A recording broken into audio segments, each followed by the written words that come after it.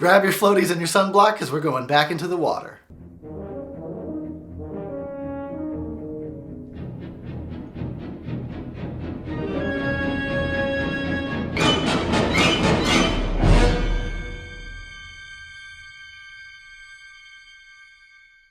What up, my little minions? Welcome to the Death Twitch Horror Review, and I'm Eric Harrison, your humble horror host, as always. You know what, first, before we even continue, could you put some pants on? You think I can't see what you're doing over there?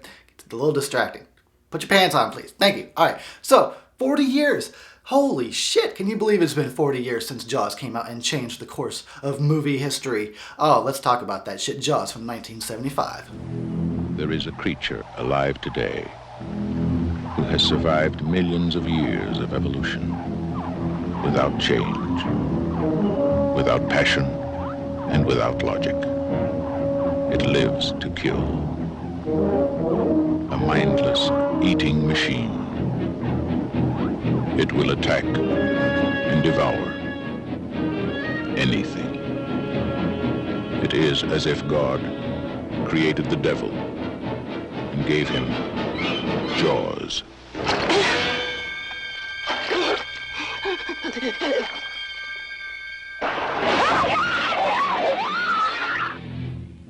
From the best-selling novel, Jaws.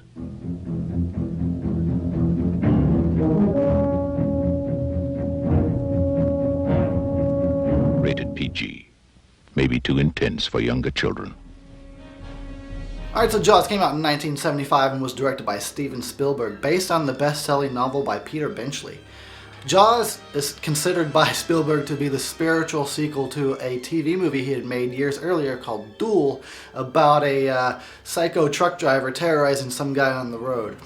The way Steven puts it, he was like, it's kind of similar in the sense that you get this crazed monster chasing after the everyman, you know.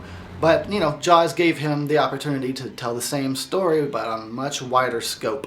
So, what happened with Jaws was, you know, the book came out and it was a huge hit, and the movie studios, Hollywood, wanted to get a movie out there while the book was still hot. So they started, production. They started getting a script written, and they found Steven Spielberg to direct. He was an up-and-coming director who seemed to have a lot of potential. Unfortunately, there was the threat of a Screen Actors Guild strike looming on the horizon, so the clock was ticking. They had to get this movie made before the strike went into effect. Steven Spielberg insisted that they film this on the ocean, which was kind of unprecedented.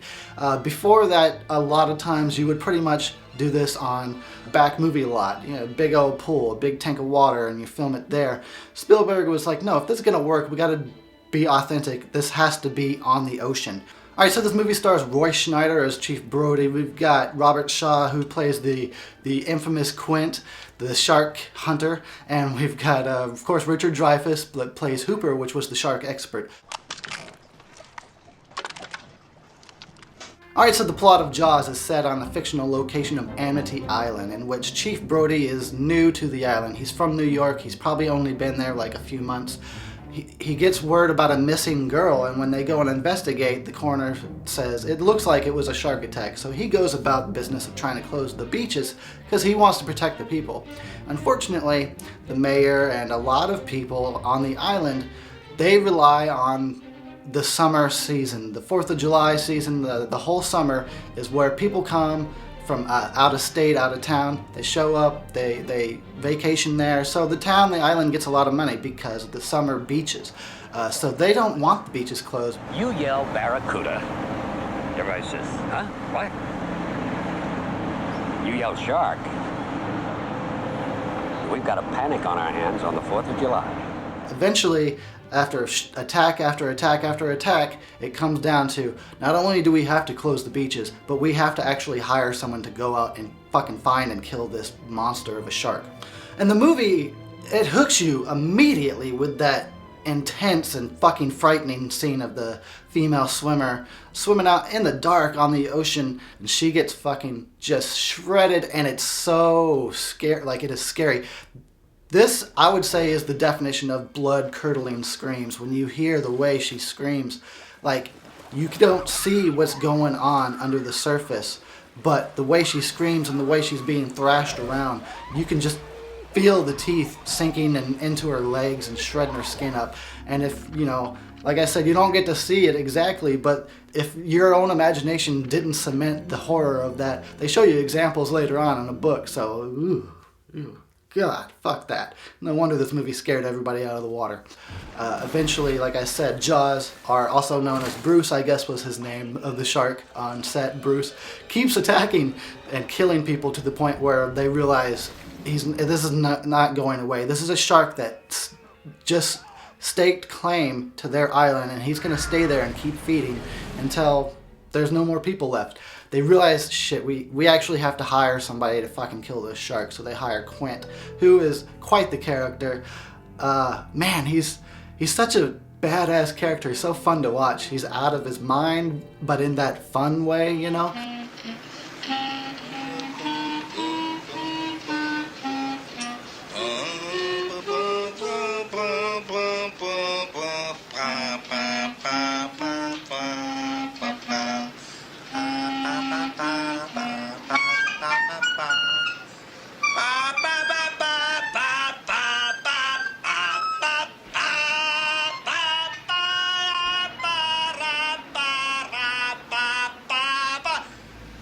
And then the second half of the movie takes place on the sea, in which they go out there and they kind of lead the shark away from the island in order to battle and kill him.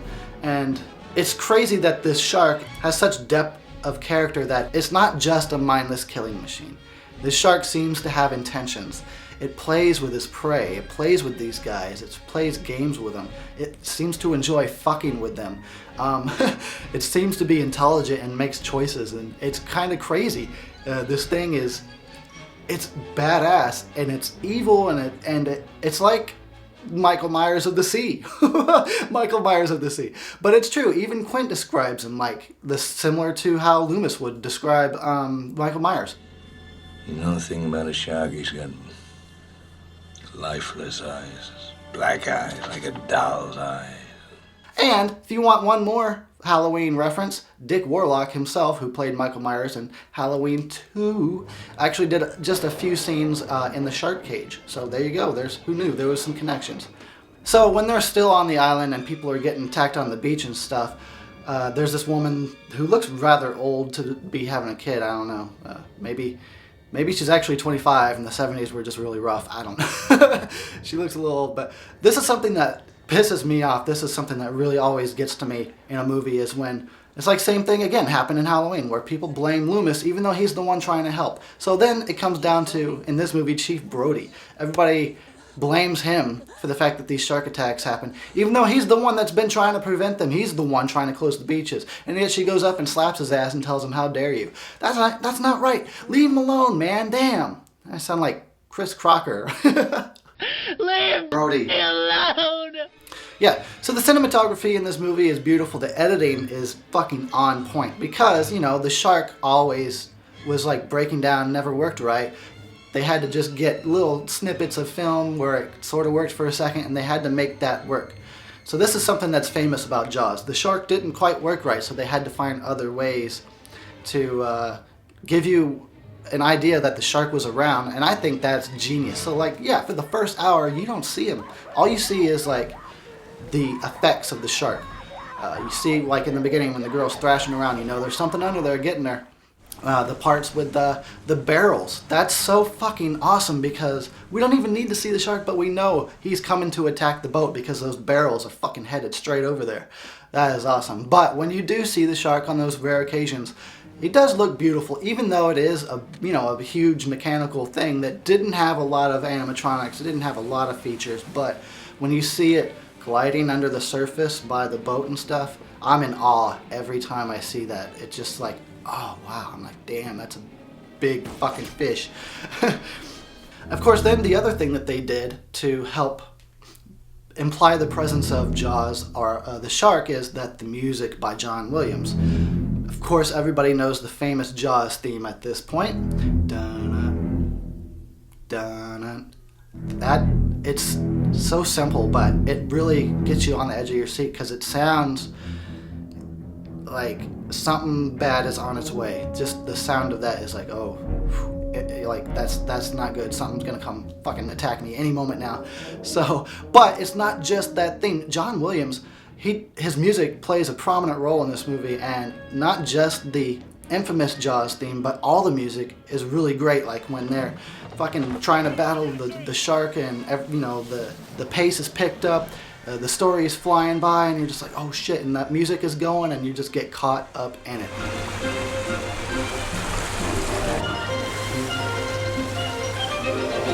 I will point this out though, I did notice a mysterious lack of music during the climax of Quint's death.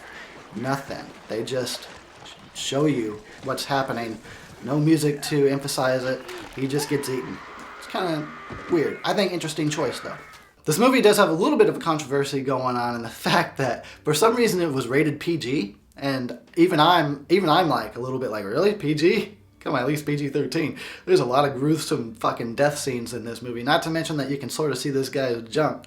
But hey, whatever. Let little kids watch Jaws. It's all good. Terrorize the shit out of them. I'll teach them. Jaws is credited as the movie that created the summer blockbuster. This was the first movie to ever pass the $100 million mark. So Jaws created the summer blockbuster. And one of the reasons I want to say, not only is it because it's a good movie, I think one of the reasons why Jaws created the summer movie blockbuster is because the movie is about summer. They mention it like every 10 minutes. They constantly remind you, hey, it's summer, it's summer. Hey, remember how it's summer? We get all of our tourists in the summer. They show you summer. They show you people just relaxing on the beach. The crowds, everybody goes to the beach. It's summer, let's all go. It's warm now, let's go swim into the ocean.